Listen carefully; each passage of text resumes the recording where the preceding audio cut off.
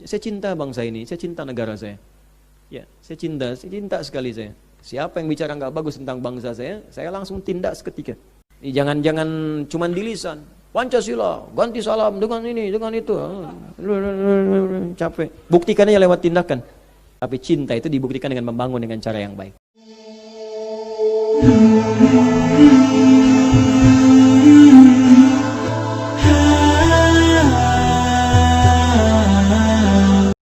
Waalaikumsalam warahmatullahi wabarakatuh.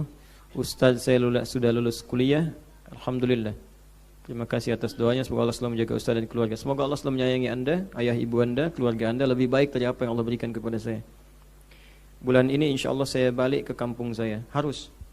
Itu Quran surah ke-9 ayat 122. Orang yang belajar sudah sukses, paham, balik ke kampung. Bangun, praktekkan, ajarkan orang di kampung supaya mereka mengerti. Minimal pada bidang yang telah Anda pelajari, mungkin di sana ada orang yang sepassion dengan Anda. Ya, Allah menyampaikan, "Wa ma kana al-mu'minuna liyanfiru kaffa, falawla nafara min kulli firqatin minhum ta'ifah liyatafaqahu fid din." Syahidnya, "Waliyunziru qaumahum idza raja'u ilaihim la'allahum yahdharun." Tidak semua orang beriman mesti berjihad di medan perang semua. Sebagian mesti belajar dengan sungguh-sungguh.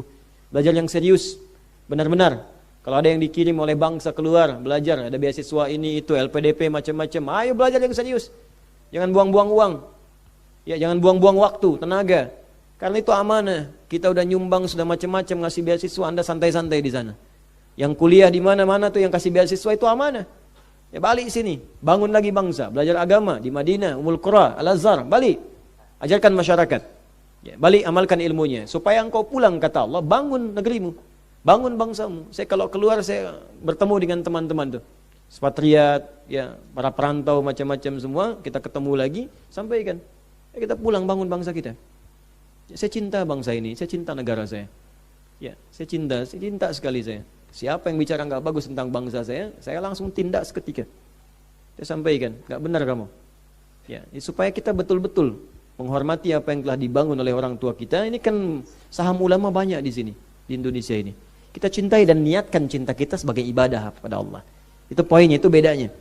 Ya, jangan cuman di lisan. Pancasila, ganti salam dengan ini, dengan itu. Capek. Buktikannya lewat tindakan. Ya, Assalamualaikum, nggak bisa diamandemen, nggak bisa dirubah. Udah, tapi cinta itu dibuktikan dengan membangun dengan cara yang baik. Sesuai passion kita. Saya Ustadz, cara membangun bangsa saya dengan cara membimbing masyarakat jadi baik. Sehingga kalau nanti ada tentara baik, polisi baik, politisi baik, ya dosen yang baik. Jadi jelas, sesuai tempatnya. Kerbau makannya rumput, manusia nasi. Ini kan karena nggak baik, kerbau rumput, manusia makan aspal, ya makan atap, makan bangunan, makan ini, ya KPK penuh gitu. Terus jadi kebanggaan lagi. Doakan supaya saya bisa kembali bertemu Ustadz lagi, insyaallah. Insyaallah. Doakan saya supaya Allah ikhlaskan. Pertanyaan, Ustadz, saya mendapat tawaran untuk mengajar di yayasan, paman saya sekaligus menghafal Al-Quran. Di sisi lain, ibu saya di kampung menginginkan saya pulang untuk menemani beliau karena dalam rumah tidak ada laki-laki. Ayah sudah meninggal. Saya ingin mendahulukan berbakti pada ibu. Bagaimana menurut Ustadz? Bagus, dahulukan ibu. Ya, jangankan masalah paman, jangankan masalah Al-Quran, masalah jihad. Hadisnya diriwayatkan oleh Imam Al-Bukhari dalam kitabnya Al-Adabul Mufrad. Al-Adabul Mufrad. Ya, dikisahkan ada seorang lelaki berangkat ke medan perang untuk berjihad fi sabilillah. Hadisnya sahih. Ketika sudah di peperangan di medan, maksudnya dia bergabung ke situ, temannya tiba-tiba tahu kisahnya, datang kepada Nabi diadukan, "Ya Rasulullah, wahai Rasulullah, si fulan berangkat ke medan perang, ibunya menangis. Rupanya ibunya belum ridha dia berangkat, ada yang belum tuntas." Apa yang terjadi? Jihad fisabilillah ke medan perang itu tinggi nilainya surga kalau benar niatnya lurus. Tapi ternyata ditarik oleh Nabi, dipanggil. "Hai fulan, ada kisah begini benar?" "Benar ya Rasulullah." "Kamu ini," kata Nabi, "pulang ke rumah, bikin ibumu tertawa seperti engkau membuatnya menangis." Anda bayangkan, selevel jihad fisabilillah itu dikalahkan. Ya, dikalahkan oleh jihad untuk berbakti kepada seorang ibu. Kenapa? Dijawab oleh sahabat yang termasuk paling jenius di antara sahabat-sahabat yang masih muda, yaitu Ali bin Abi Thalib karamahullahu wajah. Ya, Ali bin Abi Thalib menafsirkan kalimat Nabi ketika memuji seorang ibu dengan 3 kalimat. Datang seorang sahabat, ja'a sahabin Nabi sallallahu alaihi wasallam faqala ya Rasulullah man abar. Datang seorang sahabat pada Nabi sallallahu alaihi wasallam berkata, "Ya Rasulullah, kepada siapa kalau saya mesti berbuat baik?" Faqala, kata Nabi, dia berkata, ummak, ibumu. Ya, thumma man, lalu siapa lagi? Qala ummak, ibumu. Thumma man, pada siapa lagi? Ummak, ibumu, sampai 3 kali. Thumma man, siapa lagi? Thumma abak. Ya, keempat, bapakmu. Disebutkan berapa di situ? Ibu 3 kali. Bapak sekali. Ya, berapa Bu? Ibu berapa kali? 3 kali. Bapak berapa? Sekali. Nah, cuma bagaimana memahami hadis ini? Jangan salah paham. Tidak bisa dengan terjemah aja langsung disimpulkan. Seorang anak di sekolah madrasah belajar hadis ini. Pulang ke rumah bapaknya tahu, ditanya, apa yang kamu pelajari? Hadis berbuat baik, Pak. Sebutkan hadisnya. Qala ummuk, ibumu. Kemudian ibumu, kemudian ibumu, kemudian bapakmu. Ibu berapa kali disebutkan? 3 kali, Pak. Ya, bapak berapa? Sekali. Ya, berarti ibu harus berapa? 3. Bapak berapa? 1. Baik. Ibumu berapa? Ya. Kasih tahu ibu di dapur ini. Angkatlah anak itu ke dapur dengan misi menyampaikan ibu mesti 3, ayah 1. Wah. Begitu ibu sedang dilihat, dia sedang mengiris wortel, ya kan? Lalu apa yang terjadi? Nanti kita lanjutkan kisahnya di lain waktu.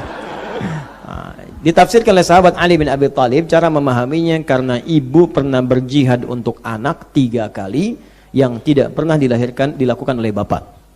3 ini yang menjadikan jihad ibu istimewa sampai mengalahkan jihad anak yang baru sekali ke medan perang. Jadi bayangkan jihadnya 3 kali, apa saja itu? Fi dhulumatin thalath, 3-3-nya gelap, sulit. 1 saat mengandung, 2 melahirkan, 3 menyusui, memberikan ASI. Itu yang tidak bisa dilakukan oleh seorang lelaki, semuanya perempuan. Ya, jadi 1 mengandung, nggak ada laki-laki bisa mengandung. Makanya kalau udah laki-laki, laki-laki aja, nggak usah maksa gitu. Yang hidupnya jadi aneh-aneh, laki-laki jadi perempuan, perempuan jadi laki-laki, terus dua-duanya berhubungan lagi, kan aneh, ribet amat gitu. Ya, mau lu suka saya, lu cinta kamu gitu, terserahlah pokoknya. Tapi kalau laki-laki ya laki-laki, perempuan ya perempuan. Terus kita doakan jadi baik-baik. Itu nggak usah dicela, doakan yang baik-baik, sampaikan. Ya, saya nggak nyebut nama loh, dia nyebut nama. Ya, cuma kita berdoa gitu kan, siapa saja. Kemudian yang kedua melahirkan. Yang ketiga menyusui, memberikan ASI. Karena 3 ini istimewa, maka ibu berjihad. Makanya Bu, kalau ada 3 ini dilalui, itu jihad tinggi Bu. Kalau wafat syahid. Perempuan yang sedang mengandung kemudian meninggal syahid. Kalau mengandungnya diniatkan karena Allah. Makanya kalau seorang ibu mengandung karena Allah, mohon izin saya buka, kalau ibu mengandung karena Allah, diniatkan ibadah maksudnya, maka ibu akan menjaga kandungan dengan baik. Makanya dalam Al-Quran ada ayat-ayat bimbingan bagi perempuan yang tengah mengandung. Ada doa, Quran surah ke-7 ayat 189. Ada nazar kebaikan, Quran surah ke-3 ayat 35. Itu yang dilakukan Hannah ketika mengandung Maryam. Ya, cek kandungan untuk mencari makanan sehat, dicek Quran surah 5 ayat 22 bagaimana status janinnya. USG ada Bu, silahkan dicek, ada isyaratnya di Quran. Lihat pergerakan janinnya, ini akan begini. Buktikan, silahkan kalau ingin tahu kekuasaan Allah, cek USG.